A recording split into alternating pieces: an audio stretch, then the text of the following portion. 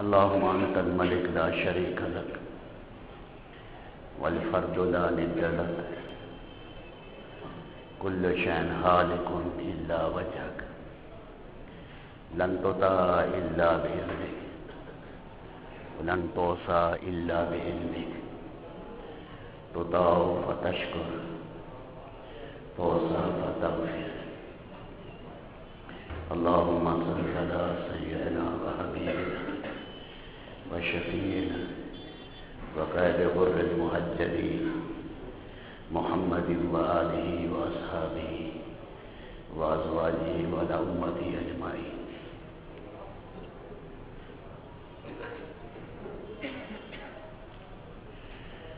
پچھلے جمعے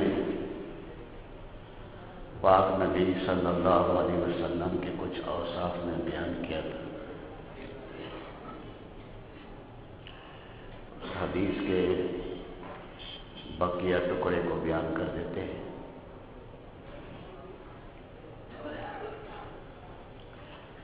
بات چل رہی تھی رجل الشعر،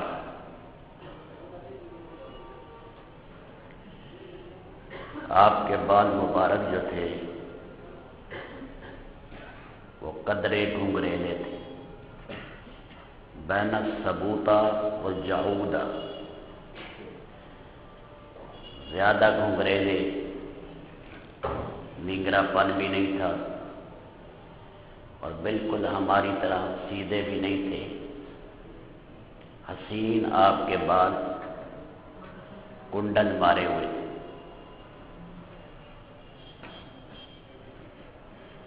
اما جان حضرت عائشہ رضی اللہ تعالی عنہ فرماتی ہیں کہ میں رسول پاک علیہ السلام کے بالوں کی کیفیت کو کیسے تشبیہ دوں، کس سے میں بیان کروں. جیسے ریت کا ایک ٹیلا ہے بلند، پر ہوائیں چلتی ہیں تو عجیب و غریب قسم کی وہاں لکیریں بن جاتی ہیں، تھوڑی سی ترچھے پن کے ساتھ اور بڑی حسین لگتی ہے. یا پانی جہاں ٹھہرا ہوا ہو وہاں پر لہریں اونچی نیچی ہوتی ہیں. اس طرح آپ علیہ السلام کے بالوں کی کیفیت تھی. میرے پاس فرماتی ہے وہ لفظ نہیں جس کے ساتھ میں آپ علیہ السلام کے بالوں کے حسن کو بیان کروں.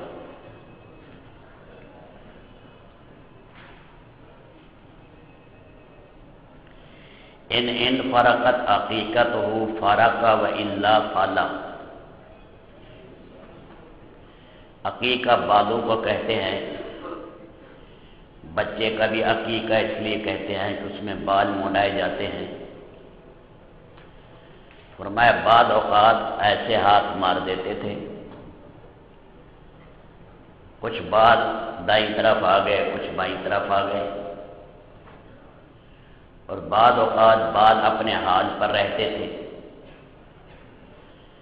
شروع میں بعض چیزوں میں آپ جس میں امر الہی نہیں آیا ہوتا تھا، اللہ کی طرف سے وضاحت نہیں ہوتی، اس میں آپ اہل کتاب کی چیزیں اختیار کرتے. جب امر الہی آ جاتا تو اس کے مطابق اختیار کرتے. اہل کتاب اس لیے کہ یہ اللہ کے کتاب کے وارث رہے ہیں، قریب ہے کہ یہ چیزیں انہیں انبیاء سے ملی. تو شروع میں آپ علیہ السلام بالوں کو اپنے حال پر چھوڑ دیتے. بعد میں اہل مکہ اپنے بال دو حصوں میں تقسیم کرتے تھے، مانگ نکالتے تھے اور یہ کہتے تھے کہ سنت ابراہیمی یہی ہے. اہل مکہ کو شرک کے ساتھ سیدنا ابراہیم علیہ السلام کی بہت سی خصلتوں سے محبت تھی. مشرک ہونے کے باوجود بیت اللہ سے بے پناہ محبت رکھتے تھے، عمرہ کرنے والے اور حاجیوں کا بہت اکرام کرتے تھے،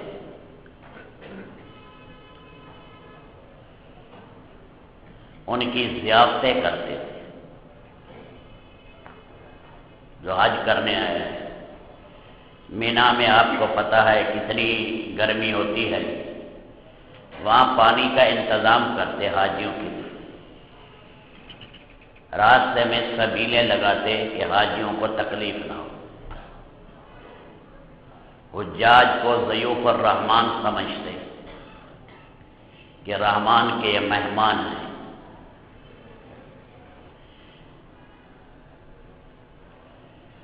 تو حج اور عمرہ ان کے بڑے شعار میں تھے۔ کوئی عمارت بیت اللہ سے اونچی نہیں بناتے تھے، بیت اللہ کی جلالت اور عظمت باقی رہے۔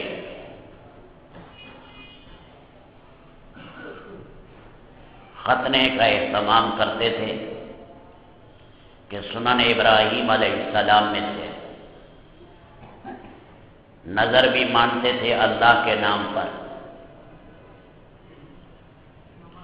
بعد ان میں عبادت بھی کرتے تھے اللہ کی، کبھی شرک والی عبادت اور کبھی توحیدانہ عبادت کرتے تھے۔ تو اللہ کے نبی صلی اللہ علیہ وسلم نے بعد میں اپنے بال بنائے، مانگ درمیان میں نکال دیتے تھے اور ان بال مبارک میں قدرے ونگرا پڑتا۔ جب سفر لمبا پیش آ جاتا تو بعض دفعہ یہ کانوں کی لو سے نیچے چلے جاتے، پھر اور سفر پیش آ جاتا اور کانوں کی لو سے نیچے چلے جاتے، کندھے تک پہنچ جاتے۔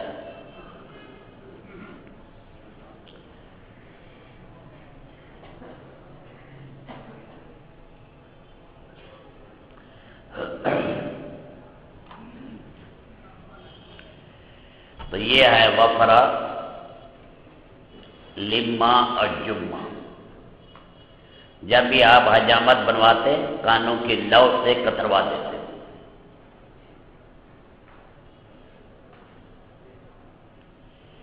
کندھے کے اوپر پڑے ہوئے یہ اکثر آپ کو ناپسند تھا۔ قرآن میں ایک صحابی ہیں، فرمایا یہ بہت اچھا آدمی ہے، کاش اس میں دو باتیں نہ ہوں، لولا طول جمتہ ہی و اسبال ادارہ ہی۔ چادر باندھتا ہے ٹخنوں کے نیچے رہتی ہے، شلوار یا چادر ہمیشہ ٹخنوں سے اونچے رکھنی چاہیے، یہ نہیں کہ مسجد میں آئے تو اوپر کر دیں۔ کبیرہ گناہ شمار کیا گیا ہے۔ مشکات شریف میں ہے، ایک صاحب چل رہے تھے، چادر اس کی پیچھے اکڑ کی وجہ سے، تکبر کی وجہ سے گھسٹ رہی تھی، اللہ نے زمین سے کہا اس کو پکڑ لیں، تو قارون کی طرح اس کو بھی زمین میں اللہ نے دھانسا دیا۔ ایک صاحب ہے، اس نے نماز پڑھی، اللہ کے نبی نے فرمایا دوبارہ پڑھو، تو پھر اس نے دوبارہ پڑھی، فرمایا یہ نماز تیری ٹھیک نہیں، دوبارہ پڑھو، اپنے کپڑا ٹخنوں سے اونچا کرو۔ ویسے بھی بے وقوفی ہے، کپڑا نیچے لٹکے، نیچے گند ہوتا ہے، مٹی ہے۔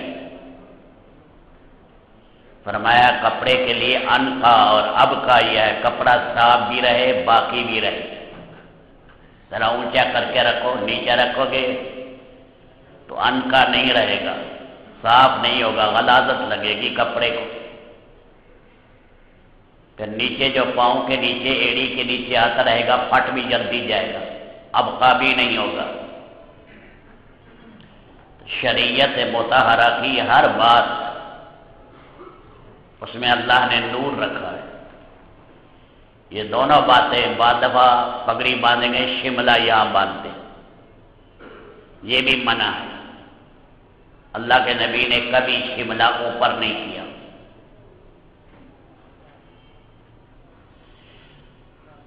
اسی طرح لباس میں بھی اللہ کے نبی کی اقتدا کرنا مومن کے لیے پسندیدہ ہے۔ اپنے بچوں کو بھی سمجھائے، خواتین نیچے کریں، ان کے لیے حکم یہی ہے کہ وہ اپنے کپڑا ٹخنے سے نیچے رکھیں۔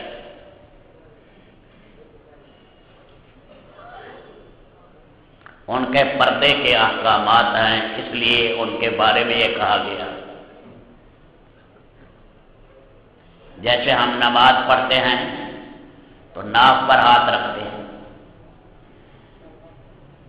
سینے پر ہاتھ رکھنا بھی جائز ہے، لیکن افضل ہے ناف پر ہاتھ رکھنا، زیادہ ادب اس میں ہے۔ لیکن شریعت نے ادب میں کمی برداشت کر لی خواتین کے لیے، لیکن حیا کی خاطر کہا کہ سینے پر ہاتھ باندھیں تاکہ ان کا حیا باقی رہے۔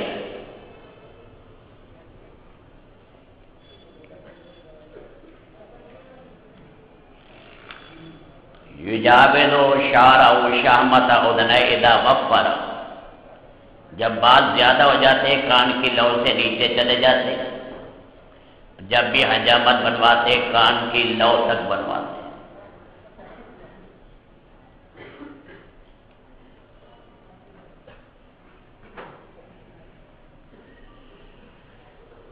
اظہر اللون، رنگ مبارک چمکیلا تھا، اس نے فرمایا میرا بھائی یوسف جو کہا صبیحا وانا الملیح مقصدہ، میرے رنگ میں اللہ نے جاذبیت رکھی ہے، جو بھی دیکھتا ہے اس کی نگاہیں ادھر جھپٹ ہو جاتی ہے اور کھنچ جاتی ہے کہ یہ چہرہ میں دیکھتا ہی رہوں، جی نہیں بھرتا۔ اللہ نے جاذبیت رکھی آپ کے چہرہ انور میں، اس لیے کہا مشرب بحمرہ، اس سفیدی میں اللہ نے سرخی کو ملا دیا، دونوں رنگ جمع کر دیے۔ واسع الجبین، پیشانی مبارک کشادہ تھی، سر مبارک جو اعتدال کے ساتھ بڑا تھا، تو صاف ظاہر ہے پھر پیشانی بھی بڑی ہوئی۔ واسع الجبین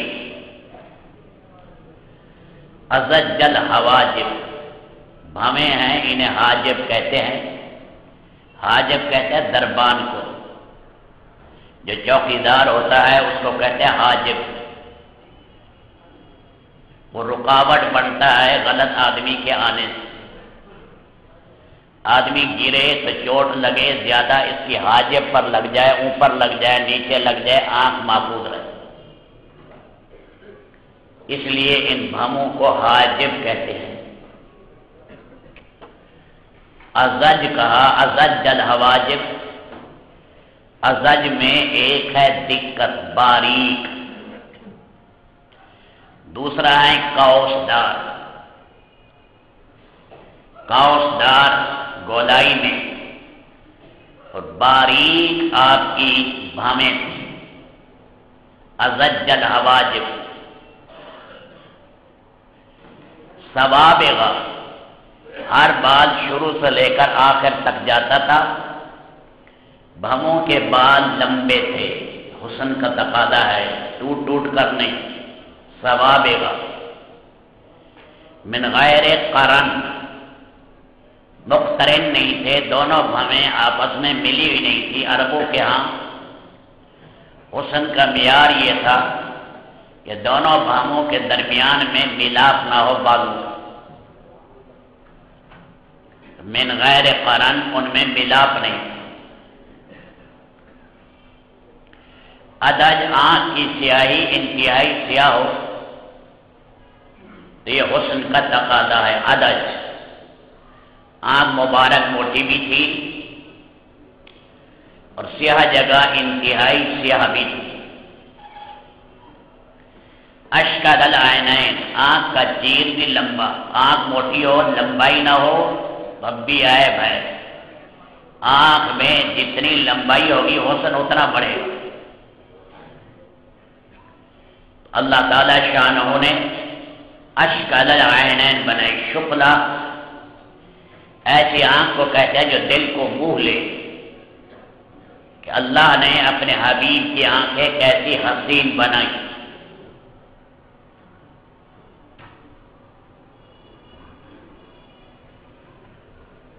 بعضوں نے کہا شکلا کے معنی ہیں کہ سفید جگہ پر سرخ ڈورے تھے، ویسے آپ کی آنکھیں سرمگی بھی تھی،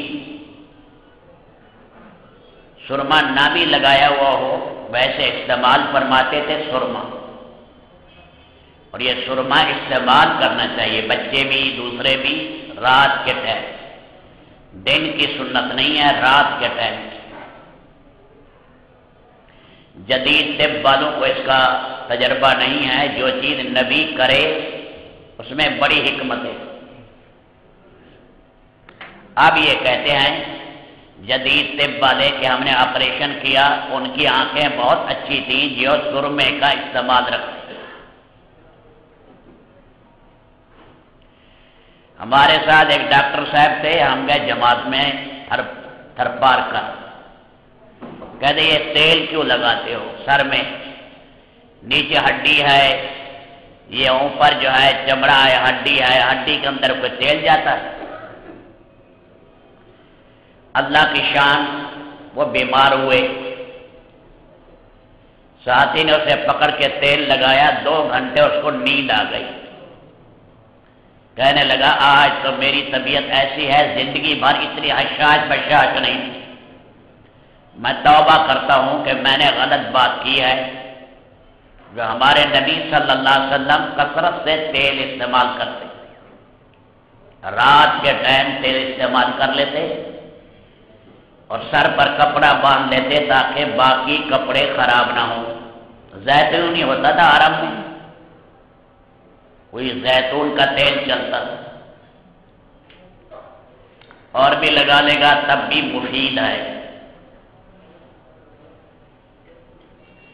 علیکم بالاسمر فإنه یجل البصر وینبت الشعر،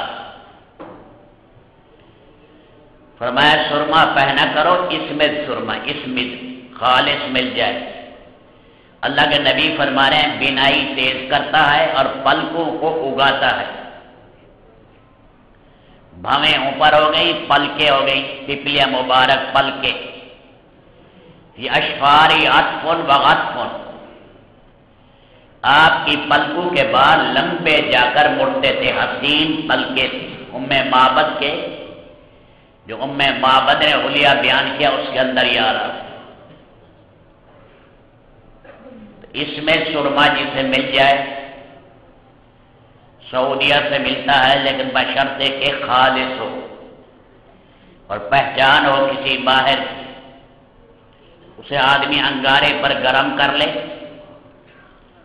اور پھر اس پر لیمو نچوڑے اور اسے کھرل کرے۔ بھائی اوپر آواز نہ ہے، بھائی او کاکا اوپر آواز نہ ہے،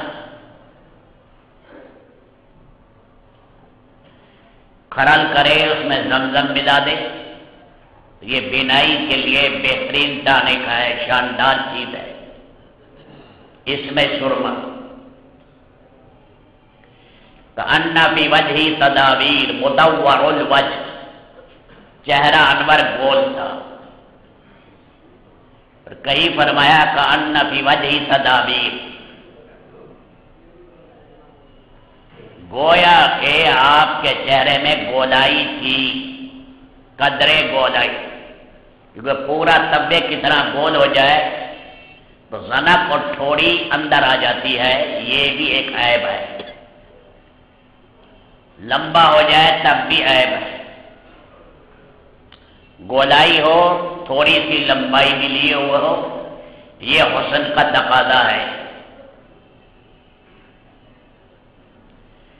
پوچھا پوچھنے والے نے کہ آپ کا چہرہ انور تلوار کی طرح تھا، انہوں نے کہا نہیں، آپ کا چہرہ انور چاند کی طرح تھا، تلوار کی طرح نہیں۔ تلوار میں چمک ہے، چاند میں جاذبیت ہے، تلوار میں لمبائی ہے، چاند میں گولائی ہے۔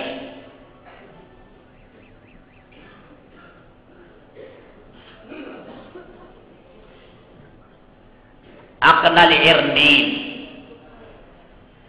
یہ ناک کا جو پاسا ہے اسے ارنین کہتے ہیں، جمع ارانین آتی ہے۔ اقنا بلند تھا، ناک مبارک پتلا بھی اور قدرے بلند بھی تھا، اقنل ارنین۔ لہو نور یعلوہ، اس پر نورانیت برستی رہتی تھی۔ راوی کہتا ہے من لم یتأمل اشما، جو دور سے دیکھتا کہتا تھا ناک مبارک قدر لمبا ہے، جب قریب آتا کہتا کہ کمال درجے کا اللہ نے اعتدال کے ساتھ لمبائی دی ہے، نورانیت کی۔ سہل الخدین، سہل الخدین، رخسار مبارک گداز سے نرم، انتہائی گداز اور نرم تھے رخسار مبارک۔ کئی فرمایا کأن شمس طالعہ، سورج آپ کے چہرہ انور سے طلوع ہو رہا ہے، شعائیں پڑ رہی ہیں مجمع پر۔ مولا علی قاری رحمت اللہ علیہ فرماتے ہیں جیسے حسین چیز سامنے آئے آگے اس کا عکس ہوتا ہے، آپ کے چہرے کے سامنے کوئی گزرتا اس کا عکس دیوار پر پڑتا۔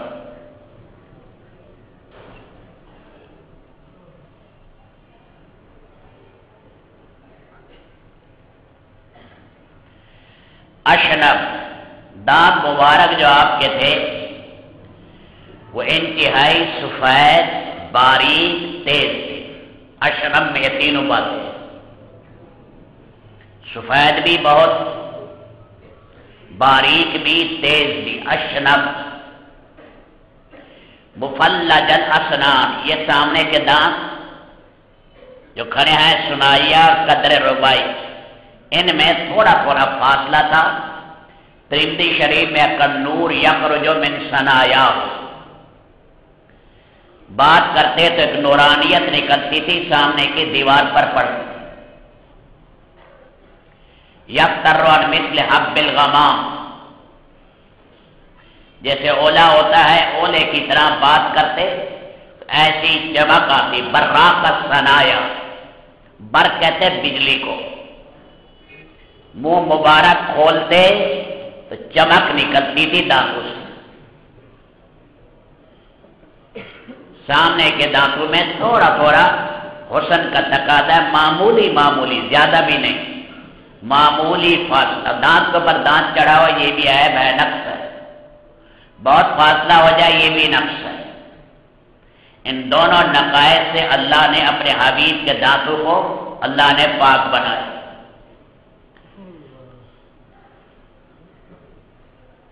اکثر جل و ذہ کی التبسم، کا مار کے نہیں ہنستے تھے، مسکراتے تھے۔ زندگی میں ایک دو دفعہ تین دفعہ ضحک ہوا ہوگا جس سے دانت مبارک کھلے، کانٹے میں تو آواز نکلتی ہے، اس میں وقار آدمی کا ختم ہو جاتا ہے۔ آپ علیہ السلام مسکراتے اور اکثر تبسم فرماتے، ہونٹ کھل جائیں، دانت چمکتے ہوئے نظر آ جائے، یہ تبسم ہے۔ فرمایا مسلمان کا مسلمان سے ملنا تبسم کے ساتھ یہ صدقے کا ثواب ہے۔ جل و دہ کی التبسم، واسع الفم، منہ میں قدرے کشادگی تھی، عورت کا منہ جتنا چھوٹا ہو افضل، احسن۔ مرد کے منہ میں کشادگی ہونی چاہیے، اور ساتھ یہ اشارہ ہے آپ کی فصاحت اور بلاغت کی طرف۔ آپ کی آواز سہل، بھاری اور گرج والی آواز تھی۔ صحابہ کہتے ہیں جب آپ بات کرتے تو دل کی گہرائی میں بات اترتی۔ ایک آواز ہوتی ہے پتلی، مرد کی آواز عورت کی آواز کی طرح، ایک ہے آواز میں گرج ہو، تو آپ کی آواز میں تھی، مجمع تھوڑا تو آواز تھوڑی، مجمع بڑھ گیا آواز ویسے بڑھتی جاتی تھی، یہ معجزہ تھا۔ اب مینا کتنا بڑا ہے، 3 میل میں پھیلا ہوا ہے مینا، تھوڑی نہیں ہے۔ ایک جگہ سے دوسری جگہ مینا میں جائیں پتہ لگ جائے۔ مسجد خیف میں خطبہ دے رہے ہیں، پورے مینا میں اللہ کے نبی کی آواز جو ہے گھوم رہی ہے، پورے مینا میں۔ یہ معجزہ تھا آپ علیہ السلام۔ یبتدئ و یختم باشداق،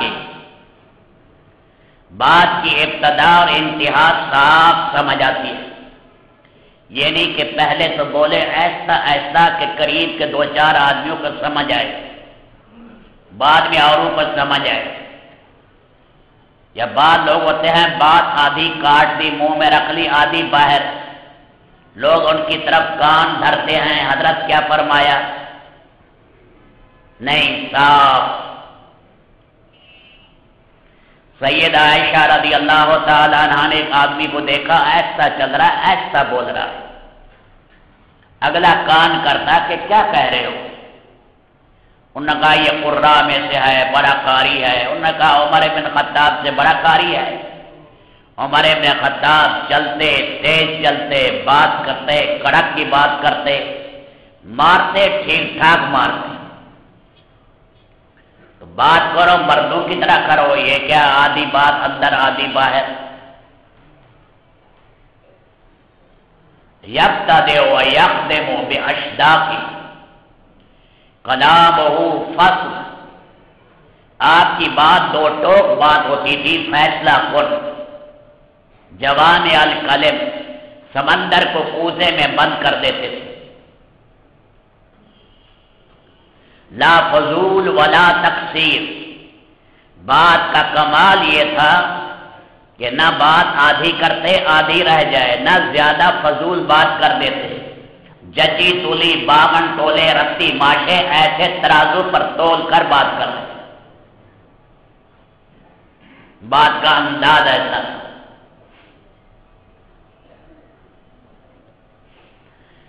کأن عنقہ فی جید دنیا فی صفاء الفضہ، گردن مبارک اس کو جید کہتے ہیں۔ جید ایسی گردن کو بھی کہتے ہیں جس میں ہار پہنا جائے، خواتین پہنتی ہیں۔ پہلے زمانے میں کمالات جو دکھایا کرتے تھے، مورتیاں جو بناتے تھے، اس میں گردن میں کمال دکھاتے تھے، رخام، سنگ مرمر۔ آج ہاتھی دانت، ہاتھی کے دانت کے اوپر تصویر بنانا اور تصویر میں گردن کمال درجے کی بنانا۔ فرمایا کسی نے بھی، کسی مصور نے بھی آج پر ہاتھی دانت پر اور کسی مصور نے رخام سنگ مرمر پر ایسی گردن کی تراش نہ بنائی ہوگی جیسے اللہ نے اپنے حبیب کی گردن بنائی۔ فی صفاء الفضہ، گردن مبارک چاندی کی چمک میں تھی، چاندی سفید ہے، گردن کپڑے سے اوپر ہے، اس گردن میں مٹی بھی لگتی رہتی ہے، جب یہ چاندی کی طرح چمک رہی ہے، باقی جسم کا کیا حال ہوگا؟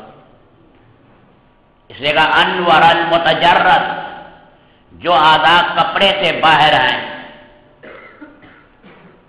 یہ بازو باہر ہیں، کچھ حصہ پنڈلیوں کا، پاؤں کا باہر آیا، یہ انتہائی نورانی تھا، چمک رہا تھا، انتہائی نورانی۔ انور المتجرد، بعید ما بین منکبین، دونوں کندھوں کے درمیان فاصلہ تھا، سینہ مبارک آپ کا کشادہ تھا، کیونکہ قد مبارک آپ کا بڑا تھا۔ اطول من المربوع اقصر من المشدد، مربوع کہتے ہیں درمیانہ، درمیانے سے اونچا اور اونچے سے نیچا۔ لیکن یہ آپ کا معجزہ تھا کہ جب مجمع میں آتے اور آپ کے ساتھ ہائیکل کر کے آدمی آئے، جیسے حضرت عباس کا قد بڑا تھا، ترکی گھوڑے پر بیٹھتے، پاؤں زمین پر لگتے۔ زبیر ابن عوام کا قد بہت بڑا تھا، لیکن یہ دونوں آتے تو معجزے میں آپ ہی آپ، مجمع کے اندر آپ ہی آپ نظر آتے۔ فرمایا سب کے قد پست ہو جاتے، یہ معجزہ تھا آپ کا۔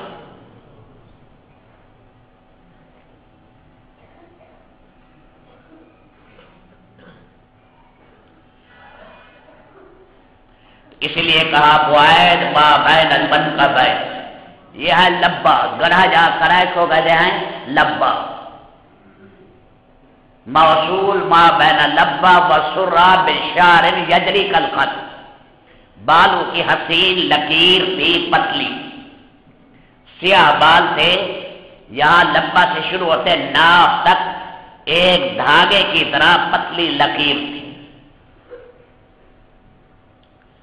پیٹ مبارک پر بال نہیں تھے، آریہ صدیین بل بطن، دونوں پستانوں والی جگہ پر بال نہیں، اشرا ذراعین بل منکبین و آلی صدر، یہ بازو ہیں اور یہ کندھے ہیں، یا سینے کا بلا حصے میں تھوڑے تھوڑے بال تھے۔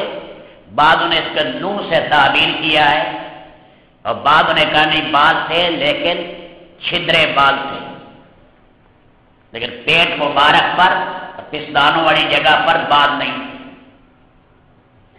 زخم الکرادیس، جوڑ مبارک آپ کے مضبوط تھے، جہاں بھی ہڈی کا جوڑ ہے یہ انتہائی مضبوط، زخم الکرادیس، جوڑ جو تھے یہ انتہائی مضبوط تھے۔ رحم الراہ، ہتھیلی مبارک کشادہ تھی۔ سعید الاطراف، انگلیاں مبارک آپ کی باریک تھی۔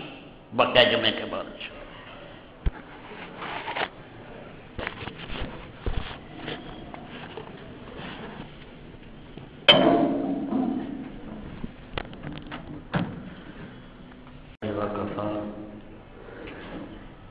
سلام علی عباده الذین اصطفى اما بعد۔ کان رسول اللہ صلی اللہ علیہ وسلم متماسک متبادل، آپ علیہ الصلوۃ والسلام کا جسم مبارک پر گوشت اور گٹھا ہوا، ڈھیلا نہیں تھا، متبادل متماسک۔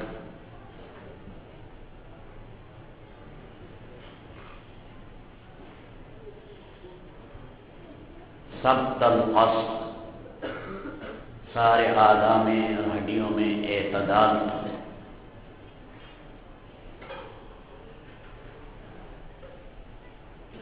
طویل الزندین، کلایاں مبارک آپ کی لمبی تھی۔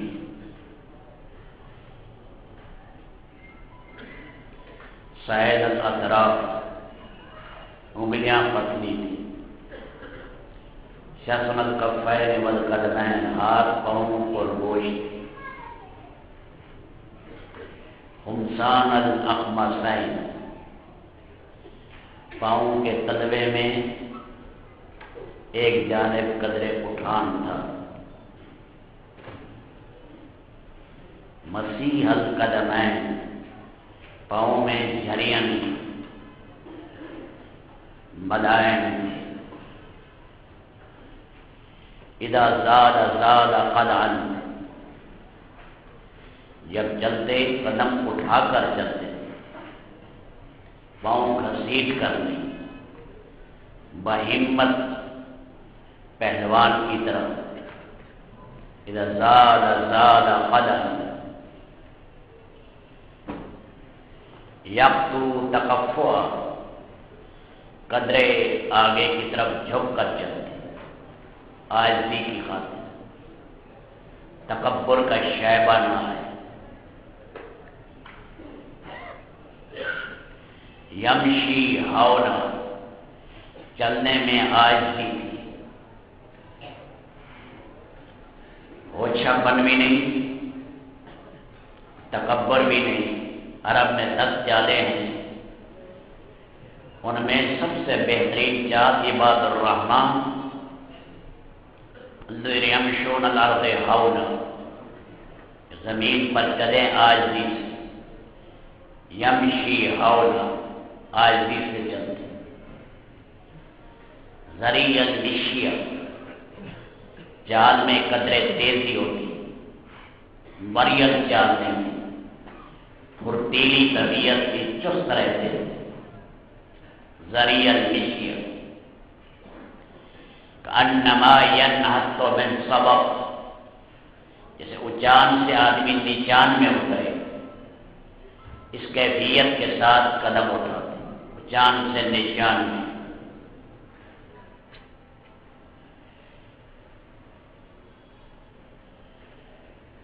یسوق اصحابہ، صحابہ کرام کو آگے رکھتے اور آپ خود پیچھے چلتے۔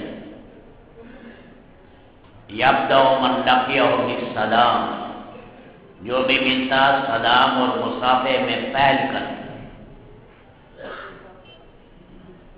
اذا التفت جمیعا، جب بھی کسی کی طرف توجہ کرتے پوری طرح مڑ جاتے۔ اذا تعجب قلبها،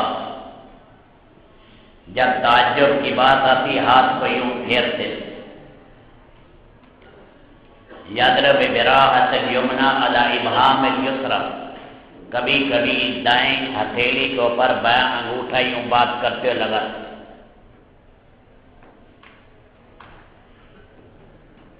اذا غضب اعرض واشار، جب ناراض ہوتے دنیا کی خاطر ناراض نہیں ہوتے تھے، لا تغضب الدنیا وما کان لها، جب کوئی حق دین کی توہین کرتا پھر ناراض ہوتے، گویا کہ آپ کے چہرہ انور پر انار نچوڑ دیا گیا۔ بھائی گیلری والے خاموش ہو جاؤ گے، میں اوپر کوئی بیٹھا ہے گیلری والا؟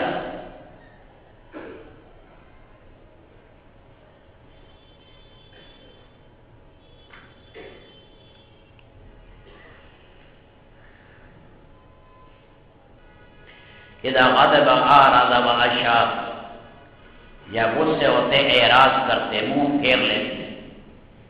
اذا فرح غض طرفا، جب خوش ہوتے تھے نگاہ نیچی کرتے تھے۔ جل ضحک التبسم، زیادہ آپ کا ہنسنا تبسم ہوتا۔